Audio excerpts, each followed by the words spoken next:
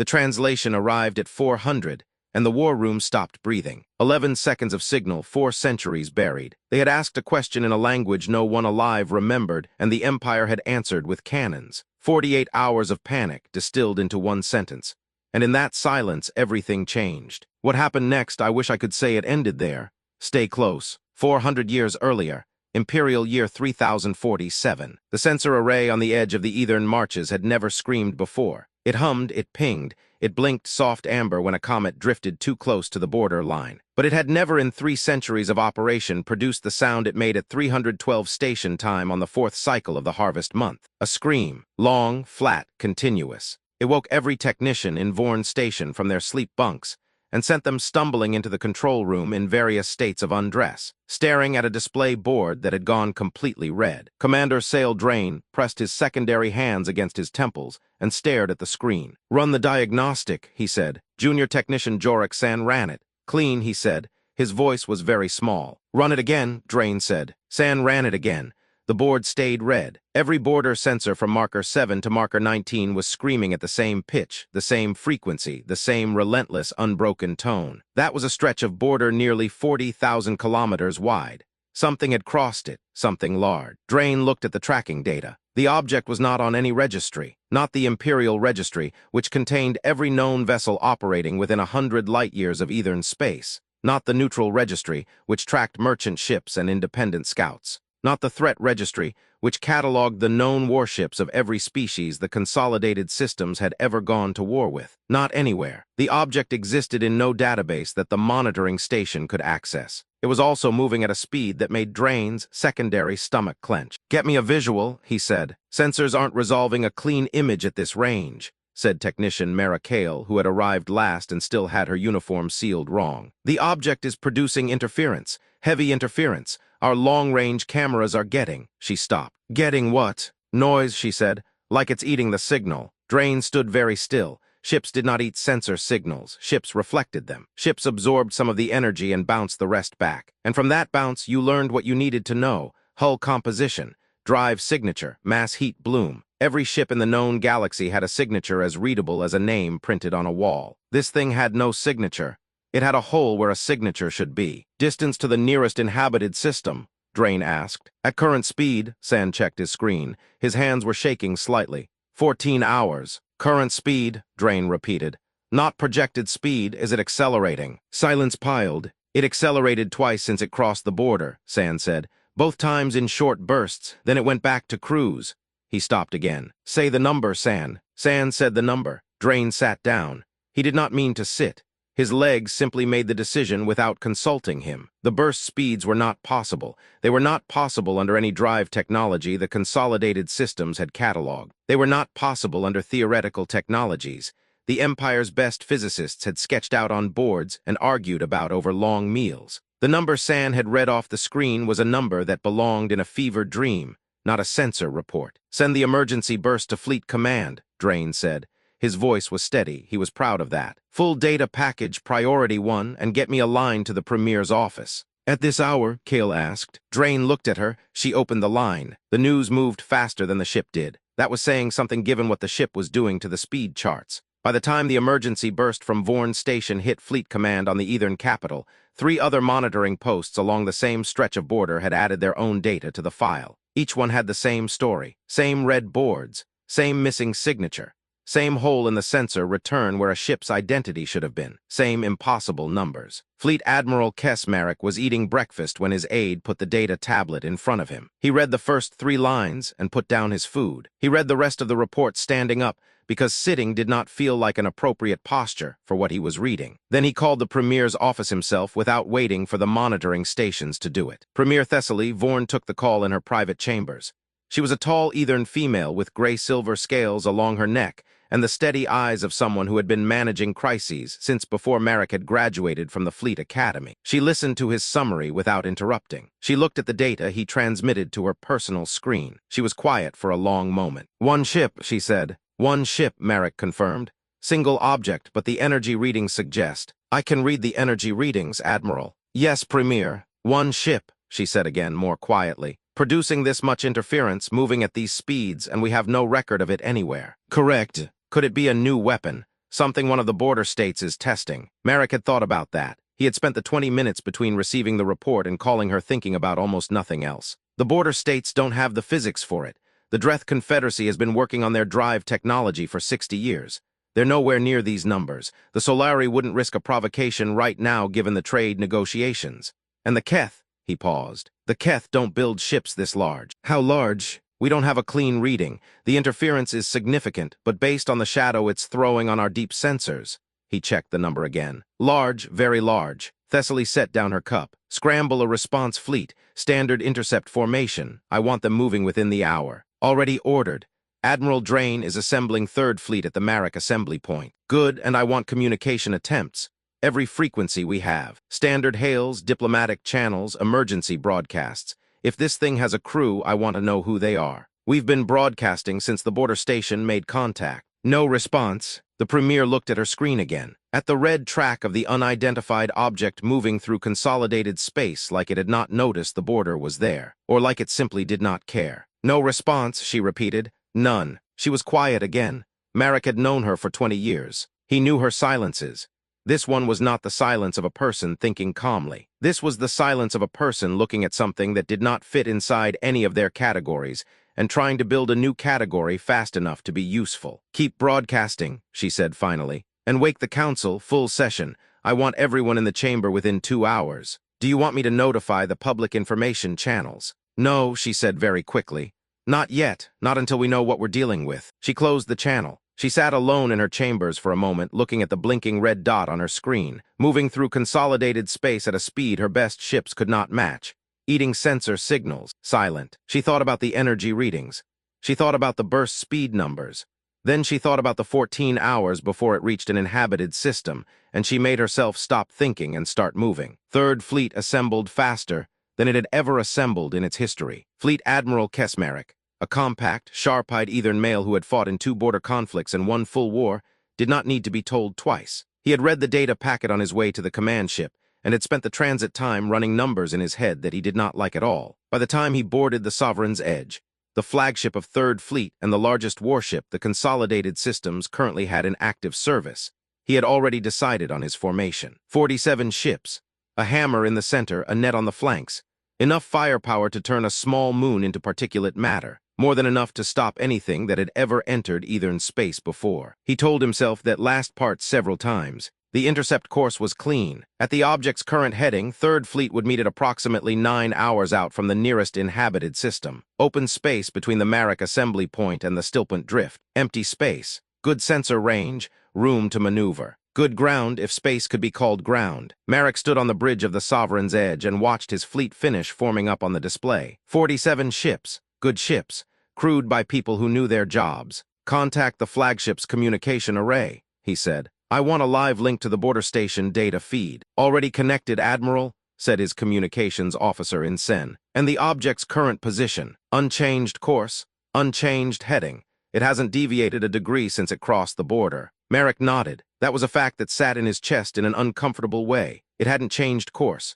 It knew Third Fleet was assembling. The fleet drive signatures would have been readable on any half-decent sensor array. And it had not changed course, had not sped up, had not slowed down, had not responded to any of the hundreds of hail attempts being broadcast on every channel. It was simply continuing on its way, like it was on a trip somewhere, like it had a destination. Do we have any intelligence on the heading projection? Marek asked. If it maintains this course, where is it going? His navigation officer, a young female named Wrath, had already run it. If it doesn't change course, she said, it's heading for the Velnath cluster. Marek frowned. That's deep consolidated space. Yes, sir, 17 systems. Some of the oldest colonies, estimated transit at current cruise speed, she checked. 4 days after passing our intercept point. If it passed their intercept point, which it would not, Marek looked at the display, at his 47 ships.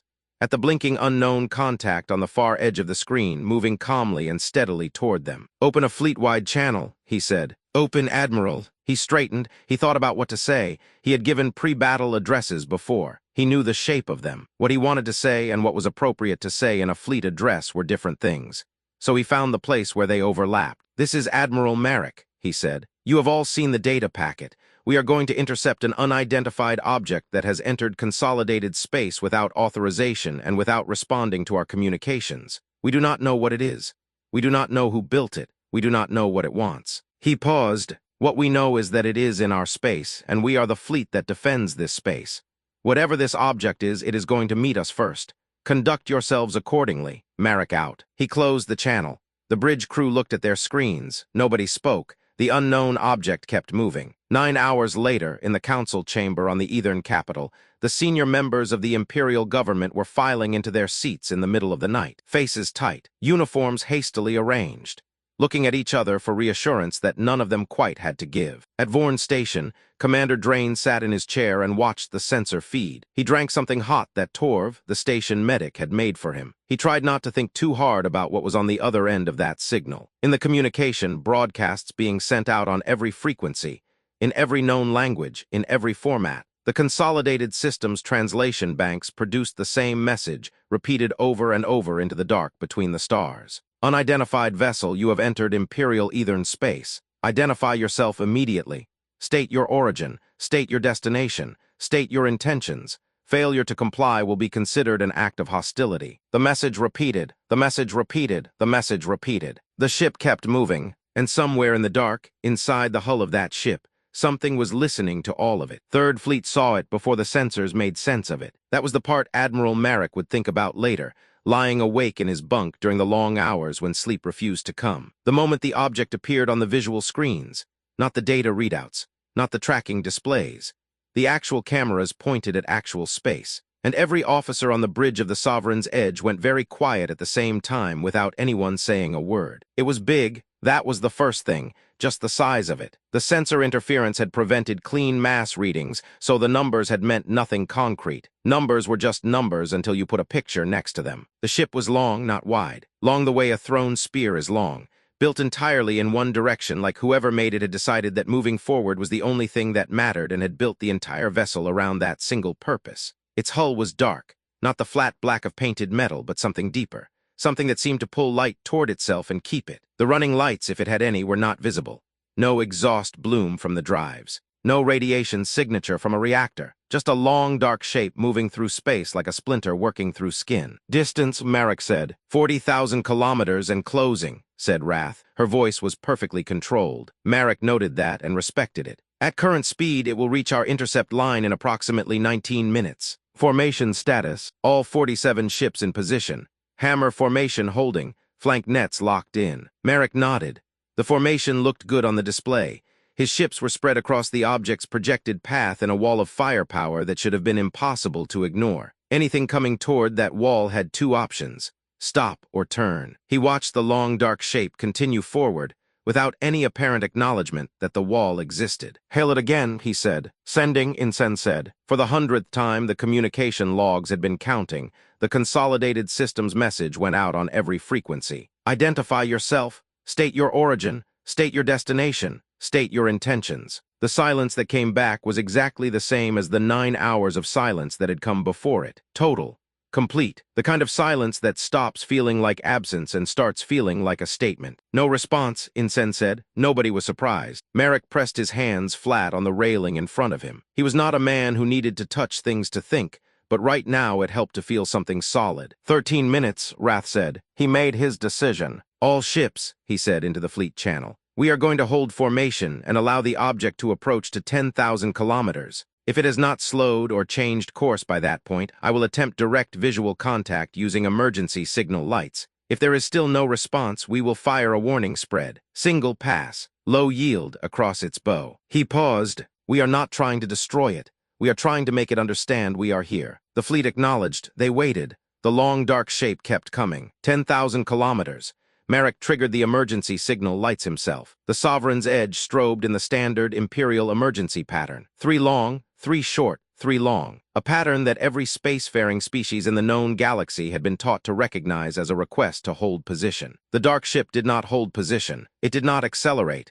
It did not turn. It maintained its speed with the indifference of a river maintaining its course around a rock. Warning spread, Marek said. Fire. 12 ships in the hammer formation released their bow cannons simultaneously. Low yield, a fraction of combat output, the kind of shot that would barely scratch a combat-rated hull. But in space, in the dark, 12 cannon blasts in a tight spread were impossible to miss. They lit up the black between the fleets like lightning, crossing the object's path close enough that any sensor array worth operating would have read the energy wash. The dark ship flew through the dissipating edge of the spread without slowing. Merrick stared. It had flown through, not around, through the residual energy wash of 12 cannon blasts, and it had not even wobbled. There was no course correction, no evasion, just the same straight line, the same steady speed, like his warning shots were something that had happened to empty space rather than to it. "Hull readings," he said. His science officer, Commander Hale, checked his board. "No impact readings, Admiral. The blasts hit the energy field around the hull and—" He stopped. He looked at his board again. "Admiral, the field absorbed the shots, all 12. The hull itself registered nothing. Nobody on the bridge spoke. 5,000 kilometers. Admiral," Insen said, and his voice had shifted. Not unprofessional, but shifted. "I'm picking up something on the communication array. It's not a response to our hails. It's a signal. Different frequency. Origin point is the unknown vessel. Put it through." What came through the speakers was not language. Not any language Merrick knew, which meant nothing. The Empire's translator banks held over 400 cataloged languages and 200 more in partial states of translation. But the translator banks were already running on the signal,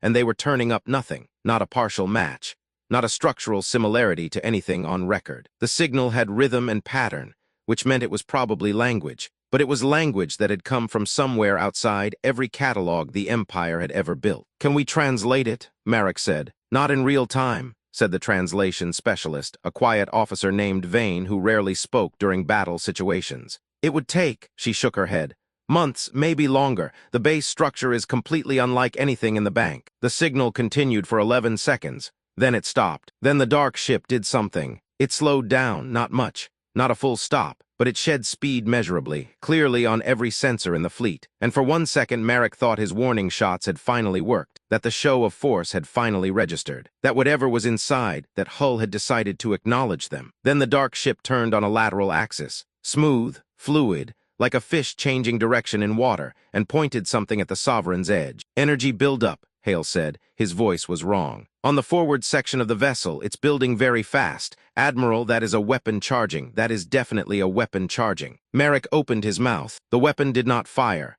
The energy built to a peak that made every sensor in the fleet spike into the red. And then it held there, just held, pointed directly at the Sovereign's edge like a finger held inches from someone's face. Not firing, pointing. "It wants us to know it could," Rath said very quietly. She was right. Merrick knew she was right before she finished the sentence. The weapon buildup was a message. It was not a warning shot.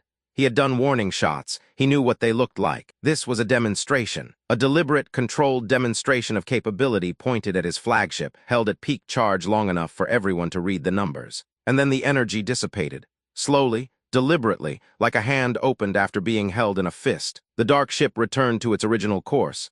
Same heading, Velnath cluster, same speed, like nothing had happened. Merrick stood on his bridge and felt the silence of his crew pressing in from all sides. "Admiral," Insen said, "Fleet Command is requesting a situation report." "Tell them—" Merrick stopped. He tried to figure out how to compress what had just happened into a report. The dark ship had ignored them, had flown through their warning shots without damage, had demonstrated a weapon powerful enough to spike every sensor in a 47-ship fleet, had then turned off the weapon and resumed course. "Tell them the object is continuing on its original heading," he said. "Tell them it has not responded to communication. Tell them our warning shots had no effect. And tell them," he took one breath, "tell them the object is armed in ways we cannot measure, and it showed us that on purpose." "Yes, sir." "And tell them I need orders, because I am not going to fire on that ship." Hale looked up from his board. "Admiral, what would be the point?" Merrick said, "I am not asking for opinions. I am stating the calculation out loud. If our low-yield spread didn't scratch it, what does a full combat volley do? We find out. We find out what happens when we make something that powerful angry." He shook his head. "We don't have enough information. We don't engage without information." He watched the dark ship on his screen, moving away from his fleet now, having passed through their intercept line like they were smoke. "Keep formation and shadow it," he said. "Don't close, don't fire, just follow it. I want every sensor we have pointed at it every second." Third Fleet turned to follow the long dark shape deeper into consolidated space. In the council chamber on the Eastern capital, the room that had been called into emergency session in the middle of the night had been meeting for 4 hours. The light through the high windows had changed from black to the deep gray blue of early morning, and nobody had gone home. Premier Thessaly Vorn stood at the head of the long table and listened to Admiral Marek relay his report. She listened without moving. The senior council members around the table reacted in their own ways. some leaning forward, some pressing back in their chairs. One junior minister making a sound low in his throat that wasn't quite professional. When Merrick finished, she was quiet for a moment. "It showed him the weapon," she said. "Yes. It didn't fire. No. It demonstrated capability, and then stood down, and then continued on its way." "That is the Admiral's assessment?" "Yes." Counselor Merrick Voss, the oldest person in the room and the head of the Imperial Intelligence Division, leaned forward. He had white-silver scales and eyes that had been in difficult rooms longer than most people had been alive. "That is a communication," he said. "Whatever else it is, that is a communication. It is not attacking, but it is also not submitting. It is saying, I see you, I know what you are, I am not stopping." "That is one interpretation," said Counselor Drea from the military affairs seat. She was young for her position and had been trying all morning to make her voice carry the weight of certainty. "Another interpretation is that it fired a test shot to measure our whole response, and we're calling it a demonstration to make ourselves feel better." "If it was a test shot," Voss said without looking at her, "it did not need to hold the charge for 6 seconds after peak buildup. That was not a test. That was a statement." The room was quiet. "The question," Thessaly said, "is what to do with a statement we cannot answer. We cannot translate the signal it sent. We cannot match its speed. We cannot damage its hull." She looked around the table. "What options do we have that don't involve doing something that makes it decide to stop being patient?" Nobody had a fast answer. "We need more ships," Drea said finally. "Enough that even if our weapons aren't individually effective, numbers won't cover this gap," Merrick said flatly, his voice coming through the audio link. "You read the energy figures from that weapon charge. You run the math." Drea ran the math. She stopped talking about numbers. "What about a civilian evacuation?" asked Counselor Teth, who handled population affairs. "The Velnath cluster, if that's genuinely its destination. Evacuating 17 systems takes months," Thessaly said. "We have days." She looked at the tracker on the wall screen, the blinking dot moving steadily, followed now by Third Fleet's 47 ships that had accomplished nothing. "And we don't know it's the destination. We don't know anything." The room felt the weight of that last sentence. She straightened. There was a thing leaders did in impossible rooms. A particular way of standing that said, "We are moving forward even when the path was not visible." She had done it before. "I want every translation team in the Empire working on that signal," she said. "I want our best physicists reviewing the sensor data from Third Fleet, every reading, every anomaly. I want intelligence running every hypothesis, no matter how strange. And I want a communications specialist standing by on Third Fleet's flagship 24 hours a day." She paused. "It spoke once. It may speak again. When it does, I want someone ready to listen." "And if it doesn't?" Voss asked. Thessaly looked at the blinking dot on the screen. "Then we find another way to ask," she said. Outside the council chamber, the Eithern capital was waking up to a normal morning. Ships moved in the orbital lanes. Markets opened. Children went to school. The news channels had not yet reported anything unusual. The Premier's information blackout was holding, for now. On the edge of consolidated space, 39 hours from the heart of the Velnath cluster, the long, dark ship continued on its way. Patient, silent, unhurried, like something that had been moving for a very long time and had simply decided that today it was going to move through here. The information blackout lasted exactly 22 hours. It broke the way these things always broke, not through an official announcement, not through a careful and managed release of information, but through a junior communications technician on a border monitoring station who told his brother, who told 4 people, who told people. And by the time the Premier's information office realized the story was loose, it had already reached 3 major news distribution networks and was sitting at the top of every public feed on the Eithern capital with a headline that said, "Unknown ship in consolidated space, fleet response fail." The headline was not entirely accurate. It was accurate enough. Thessaly read the headline at her desk, set down the report she had been holding, and said one word that her aide pretended not to hear. Then she called the information office and told them to prepare a public statement because the choice was no longer between telling people and not telling people. The choice was now between the Empire's version and everyone else's version. She wrote the statement herself. It was careful, it was measured. It used phrases like unidentified vessel under observation and ongoing diplomatic contact attempts, and no immediate threat to civilian populations. It did not use phrases like, "Our weapons had no effect," or "We cannot translate their language," or "We have been following it for 20 hours and it has not acknowledged us once." She approved the statement and released it. The public reaction was immediate and not calm. In the city of Tevvara on the Eithern capital, which was the largest city on the planet, and therefore the best possible place to observe a population receiving bad news all at once, the morning went sideways in approximately 40 minutes. Markets swung, not crashed. swung up, then down, then sideways as traders tried to decide what an unidentified ship of unknown origin and unknown intent moving through consolidated space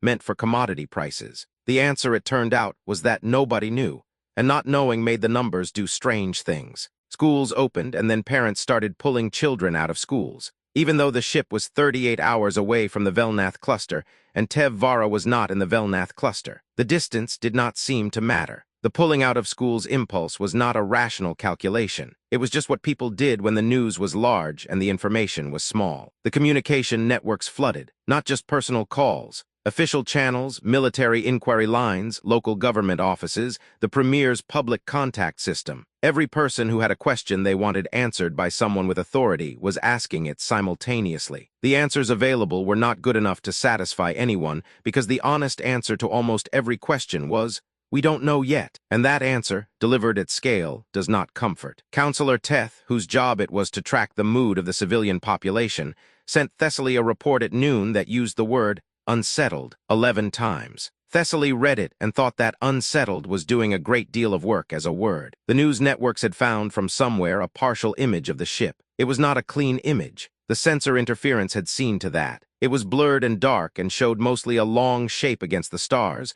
but it was enough. It was enough for the networks to put it on a screen and point at it and talk about it for 12 consecutive hours. The shape was unlike anything in the Imperial visual catalog. That was the fact the networks kept returning to. Every known species had a visual aesthetic, a design language that showed up in their architecture and their ships and their tools.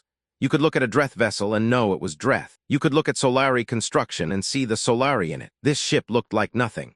It looked like something that had grown rather than been built. It looked like a problem. The Premier gave 2 public addresses before evening. Both were calm. Both were factual. Neither made the public particularly calmer or more satisfied with the facts. On the bridge of the Sovereign's Edge, Admiral Marek was doing something he had not expected to spend an intercept mission doing. He was watching. The dark ship moved ahead of Third Fleet at its reduced speed, and every sensor that wasn't blocked by interference was pointed at it, recording everything it did. The scanning pulses that his science officer had noticed were now clearly visible on the equipment. Regular, rhythmic bursts going out from the vessel in expanding rings, reading everything in the area. They passed through Third Fleet ships without apparent effect. They were not weapons. They were just eyes. Big, thorough, unhurried eyes. "What is it looking at?"